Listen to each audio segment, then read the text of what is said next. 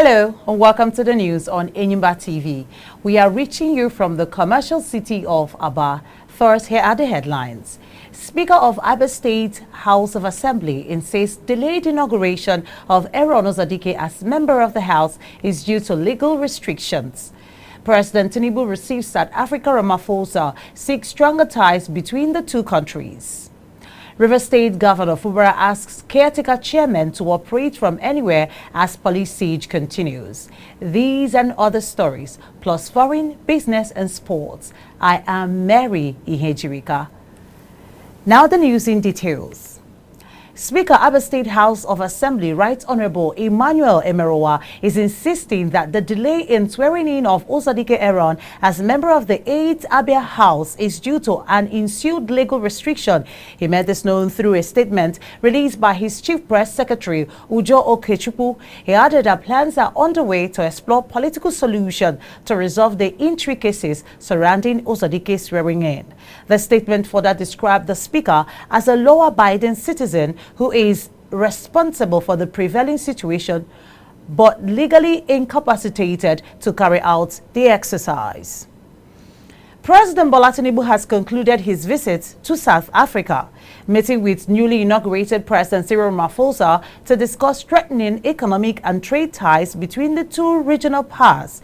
Tinubu had attended Ramaphosa's inauguration ceremony in Pretoria before the two leaders sat down for bilateral talks.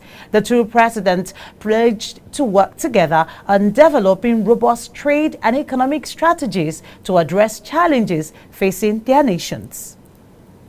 Minister of Women Affairs Uju Kennedy Ohanenye has told university lecturers to report any student who tries to give sex to them for grades. She said this at the headquarters of the Ministry of Women Affairs in Abuja while launching signs for hotels, schools and hospitals to help eradicate sexual abuse, bullying and negligence in hospitals. According to the guidelines, there must be a sitting teacher in every classroom, both primary and secondary. For teachers must always be outside watching the children during breaks, among other directives. National Agency for Food and Drug Administration and Control, NAFDAC, has reiterated that the ban on the sale and consumption of sachet alcoholic beverages in Nigeria has not been lifted.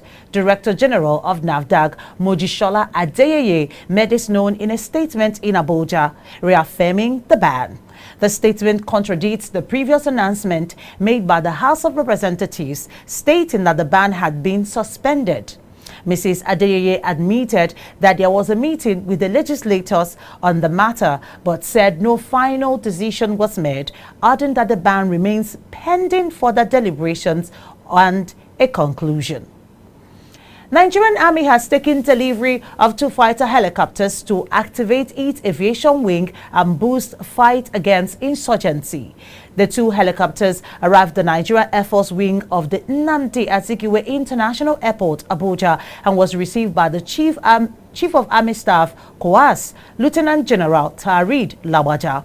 The 2 helicopters are expected to operationalize the Nigerian Army's aviation to provide close air support to ground troops, thereby boosting response time. Justice Abdullahi Layman of the Federal High Court, Kano, has set aside the reinstatement of Muhammadu Sanusi II as the Emir of the prestigious Kano Emirates. Though the judge had refused the application to declare the amended Kano Emirate law null and void, he overturned all the actions taken by Governor Abba Yusuf after the controversial law was amended by the Kano State House of Assembly on May 23, 2024.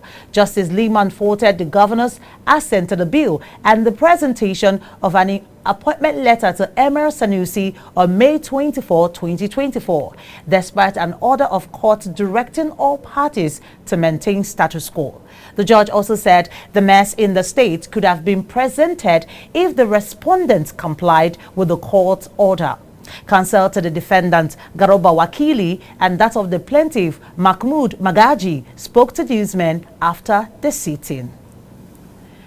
Meanwhile, Kano State government is insisting that the 16th Emir of Kano, Muhammadu Sanusi II, remains the Emir following Thursday's ruling of the court. This is just as the government ordered the State Commissioner of Police to remove the 15th Emir of Kano, Aminu Ado Bayero, from the Gaidan Nasarawa Mini Palace for demolition of building. The State Attorney General and Commissioner of Justice Haruna Issa Daderi, accompanied by the Secretary to the State Government, Bafa Bichi, gave the order while addressing newsmen at the Government House. He added that the government had already concluded arrangements for the general reconstruction and renovation of the property, including the demolition and reconstruction of the dilapidated wall fence with immediate effect.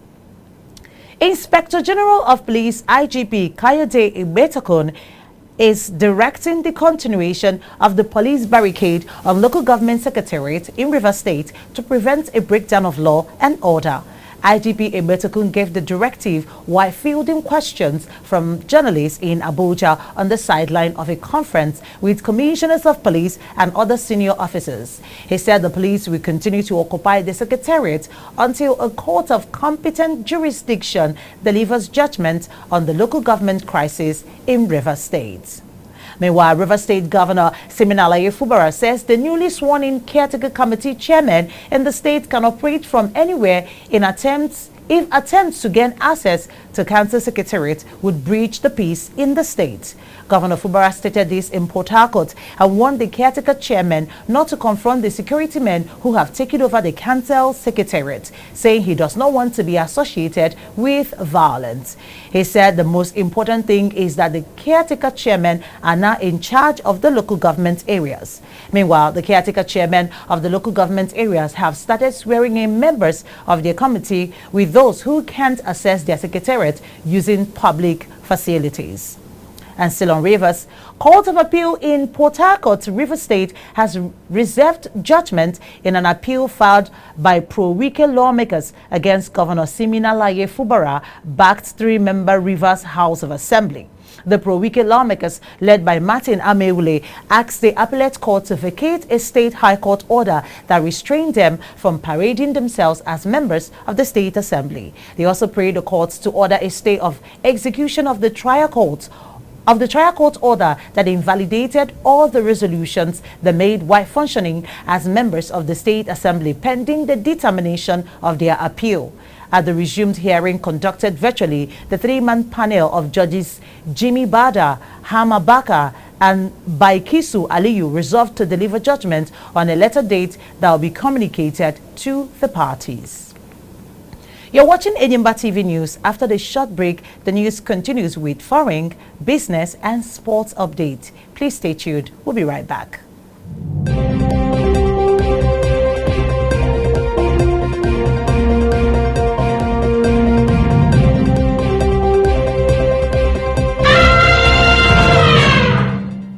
Welcome back and thanks for staying tuned. Now the news continues and we begin with business. Nigeria's total debt stock rose by 24.33 trillion naira in the first quarter of 2023 to 121.67 trillion naira from 97.34 trillion naira as of December 2023. According to data from the Debt Management Office, the office debt disclosed that the total public debt comprises debt from the total domestic and external debt of the federal government, the 36 state governments, and the Federal Capital Territory (FCT).